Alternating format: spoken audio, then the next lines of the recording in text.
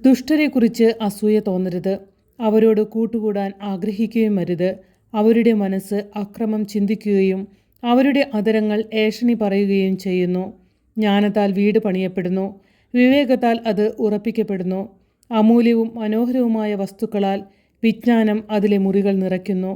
ജ്ഞാനി കരുത്തനേക്കാൾ ബലവാനത്രേ, അറിവുള്ളവൻ ശക്തനേക്കാളും.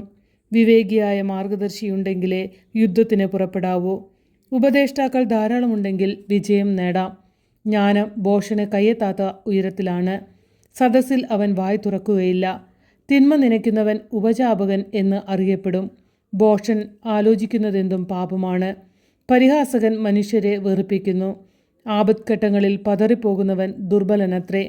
കൊലയ്ക്ക് കൊണ്ടുപോകുന്നവരെ മോചിപ്പിക്കുക. കൊലക്കളത്തിലേക്ക് വലിച്ചിഴക്കപ്പെടുന്നവരെ രക്ഷപ്പെടുത്തുക.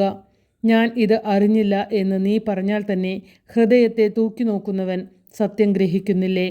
നിന്റെ ആത്മാവിനെ നിരീക്ഷിച്ചു കൊണ്ടിരിക്കുന്നവൻ അത് അറിയുകയില്ലേ? അവിടുന്ന് പ്രവർത്തിക്ക് തക്ക പ്രതിഫലമല്ലേ നൽകുക? മകനെ, തേൻ കുടിക്കുക, അത് നല്ലതാണ്. തേൻ തുള്ളികൾ നാവിന് ആസ്വാദ്യമാണ്. നിന്റെ ആത്മാവിന് ജ്ഞാനവും അതുപോലെയാണെന്നറിയുക. അത് നേടിയാൽ നിനക്ക് നല്ല ഭാവിയുണ്ടാകും. നിന്റെ പ്രതീക്ഷയ്ക്ക് ഭംഗം നേരിടുകയുമില്ല. നീതിമാന്റെ പാർപ്പിടത്തിനെതിരെ ദുഷ്ടനെ പോലെ പതിയിരിക്കരുത്. അവൻ്റെ ഭവനത്തെ ആക്രമിക്കുകയും അരുത്. എന്തെന്നാൽ നീതിമാൻ 7 തവണ വീണാലും വീണ്ടും എഴുന്നേൽക്കും. ദുഷ്ടനാകട്ടെ കാലിടറി വീഴുന്നത് പൂർണ്ണനാശത്തിലേക്കാണ്. ശത്രുവിൻ്റെ പതനത്തിൽ ആഹ്ലാദിക്കരുത്. അവൻ തട്ടി വീഴുമ്പോൾ സന്തോഷിക്കുകയും അരുത്. സന്തോഷിച്ചാൽ കർത്താവിന് നിന്നോട് അപ്രീതി തോന്നുകയും നിന്റെ ശത്രുവിൽ നിന്ന് തൻ്റെ കോപം അകറ്റിക്കളയുകയും ചെയ്യും. തിന്മ പ്രവർത്തിക്കുന്നവരെ ഓർത്ത് അസ്വസ്ഥനാകേണ്ട. ദുഷ്ടരെ നോക്കി അസൂയപ്പെടുകയും വേണ്ട. എന്തെന്നാൽ തിന്മ ചെയ്യുന്നവന് ഭാവിയില്ല. ദുഷ്ടരുടെ വിളക്ക് അണഞ്ഞു പോകും. മകനെ, കർത്താവിനെയും രാജാവിനെയും ഭയപ്പെടുക. അവരെ ധിക്കരിക്കരുത്.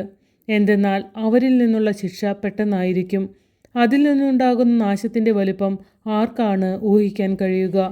ഇനി പറയുന്നവയും ജ്ഞാനികളുടെ സൂക്തങ്ങളാണ്.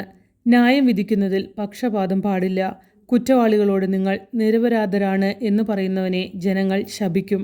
ജനതകൾ അവനെ വെറുക്കും. എന്നാൽ കുറ്റവാളികളെ ശാസിക്കുന്നവർ സന്തോഷം അനുഭവിക്കും. അവർക്ക് സമൃദ്ധമായ അനുഗ്രഹം ലഭിക്കും. സത്യസന്ധമായ ഉത്തരം നൽകുന്നത് ചുംബനം നൽകുന്നത് പോലെയാണ്. ആദ്യം പുറത്തെ ജോലികൾ ക്രമപ്പെടുത്തുക. വയലിലും എല്ലാം സജ്ജീകരിക്കുക. അതിനുശേഷം വീട് പണി തുടങ്ങുക. അയൽക്കാരനെതിരെ അകാരണമായി സാക്ഷി നിൽക്കരുത്. അവനെ വാക്കുകൊണ്ട് വഞ്ചിക്കുകയും അരുത്. എന്നോട് പ്രവർത്തിച്ചതുപോലെ ഞാൻ അവനോട് പ്രവർത്തിക്കും. അവൻ ചെയ്തതിന് ഞാൻ പകരം ചെയ്യും എന്ന് നീ പറയരുത്. ഞാൻ അലസൻ്റെ വയലും ബുദ്ധിശൂന്യൻ്റെ മുന്തിരിത്തോപ്പും കടന്നുപോയി. അവിടെയെല്ലാം മുള്ളുകൾ നിറഞ്ഞിരുന്നു. നിലമാകെ കളകൾ കൊണ്ട് മൂടിയിരുന്നു. അതിൻ്റെ കൽപ്പിത്തി ഇടിഞ്ഞു പൊളിഞ്ഞു കിടന്നു. അതുകൊണ്ട് ഞാൻ ചിന്തിച്ചു, അതിൽ നിന്ന് ഒരു ഗുണപാഠം പഠിക്കുകയും ചെയ്തു. കുറച്ചുകൂടി ഉറങ്ങാം, തെല്ലുനേരം കൂടി മയങ്ങാം, കയ്യും കെട്ടിയിരുന്ന് അല്പം കൂടി വിശ്രമിക്കാം. ഫലമോ ദാരിദ്ര്യം കവർച്ചക്കാരനെ പോലെയും ദുർഭിക്ഷം ആയുധപാണിയെപ്പോലെയും നിന്നെ സമീപിക്കും.